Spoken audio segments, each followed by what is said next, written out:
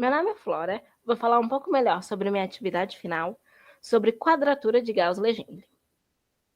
O problema biológico que pesquisei e tratei nesse projeto foi a modelagem de MBPs, isto é, os modelos de balanço populacionais. O artigo base utilizado, descrito nessa primeira linha, aplica-se a modelos populacionais de células que levam em conta variáveis como nascimento de novas células, divisão celular e morte celular. De forma geral, os MBPs descrevem a dinâmica populacional de um sistema específico. Uma complicação que existe nessa modelagem é que a variedade fenotípica em agrupamentos grandes de células é comum, inclusive em grupos isogênicos. Isso ocorre como uma forma de defesa populacional por questões evolutivas, de modo que células frágeis ou estruturas com danos significativos estejam presentes em todo o agrupamento de forma homogênea, o que comprometeria a integridade da população.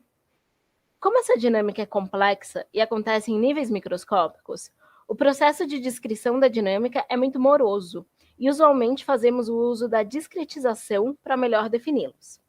Entretanto, há alguns métodos matemáticos que auxiliam na solução desse problema.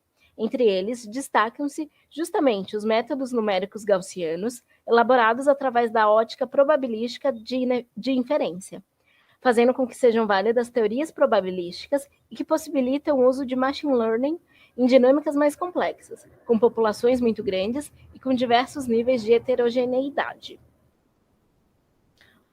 O método numérico da quadratura de Gauss-Legendre, junto com os métodos de regressão gaussiana, podem ser utilizados para obtenção do volume em uma população de células a partir de um polinômio que define o crescimento populacional deste grupo. A partir da utilização da quadratura de Gauss-Legendre e de outros métodos numéricos, é possível comparar qual método indicou o melhor resultado e quais métodos são mais vantajosos computacionalmente. O artigo utilizado como base indica que a utilização do método de Gauss-Legendre gera simulações até 45% mais rápidas, bem como resultados tão precisos quanto métodos probabilísticos mais sofisticados.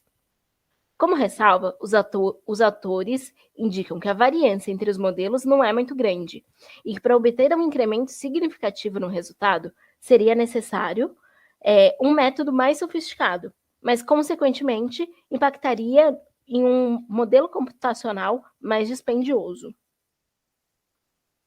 A quadratura de Gauss-Legendre, assim como diversos outros métodos numéricos, trata-se de uma maneira numericamente de obter a aproximação da integral definida por uma função.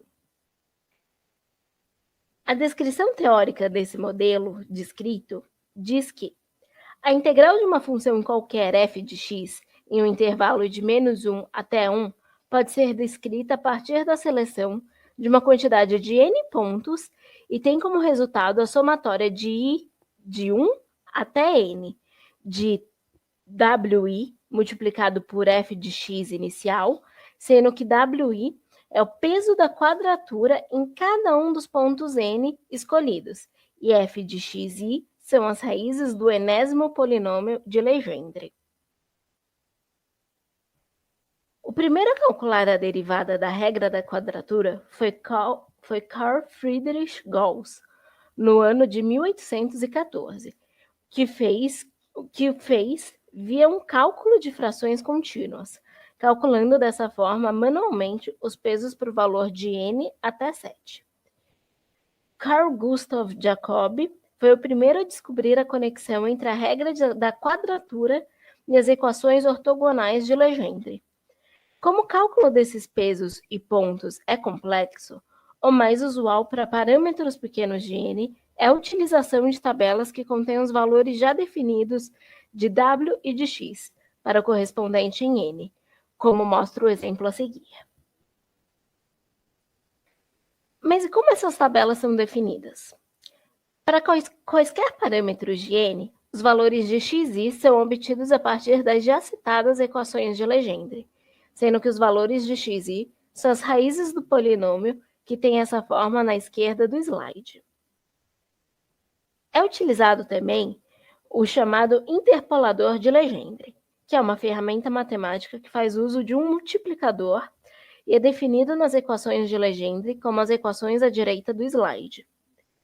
A partir do interpolador de Legendre, obtemos os valores para WI que aumentam em quantidade análoga ao XI, conforme aumentamos o valor de N. Como exemplo para grau n igual a 2, a forma do polinômio de Legendre, como mostrado à esquerda, possui como raízes do polinômio de segundo grau mais ou menos 1 sobre raiz de 3. Estas raízes são os valores de xi, que serão utilizados para o método.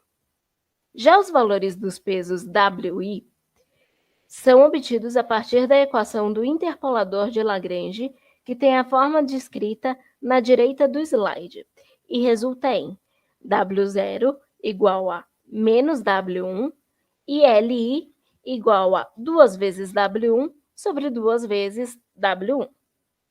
Deste modo, as tabelas podem ser encontradas ao aumentarmos os valores de N e, consequentemente, alterar o polinômio de Legendre de mesmo parâmetro.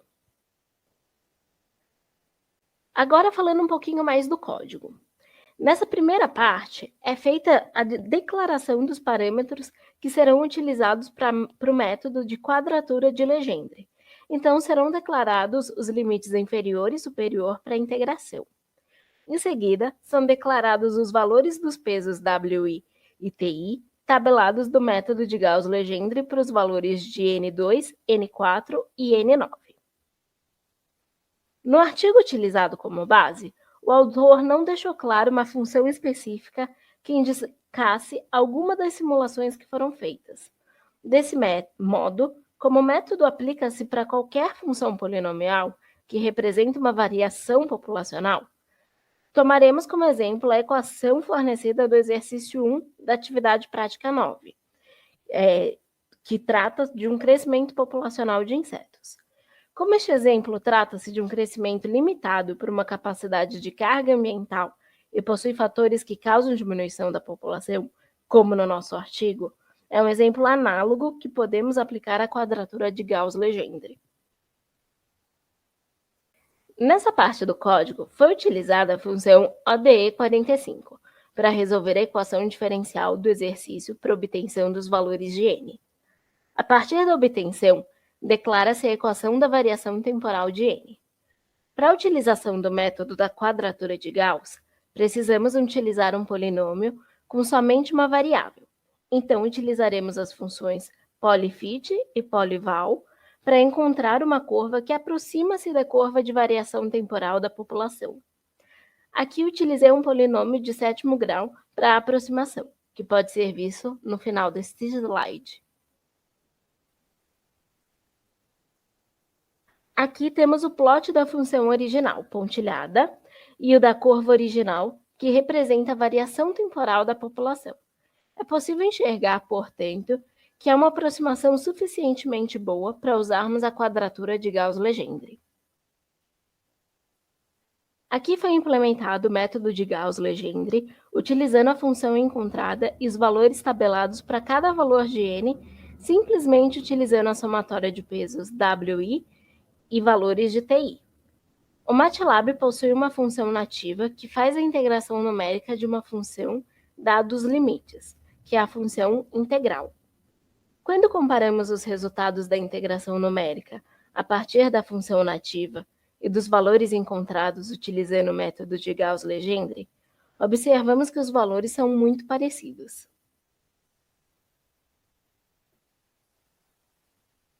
Por fim, é importante frisar a importância dos métodos numéricos para a engenharia e também para as ciências biológicas, uma vez que, a partir de dados observados, devemos utilizar métodos como ferramentas que nos auxiliam na tomada de decisões para a condução de experimentos futuros, bem como a estabelecer padrões nos dados que somente com conhecimento biológico não seria possível observar. Além disso, os métodos numéricos trazem uma eficiência para a análise biológica, uma vez que é possível analisar uma quantidade muito maior de dados em um tempo curto, sendo que há diversos métodos diferentes que podem se tornar adequados dependendo do problema exposto. Conforme a tecnologia avança e os computadores tornam-se mais potentes, eficientes e baratos, as aplicações nos métodos numéricos tornam-se também mais eficazes, e usuais no tratamento de problemas biológicos. Deixo nesse último slide as referências bibliográficas utilizadas, junto com o endereço para a localização do artigo base utilizado. Muito obrigada!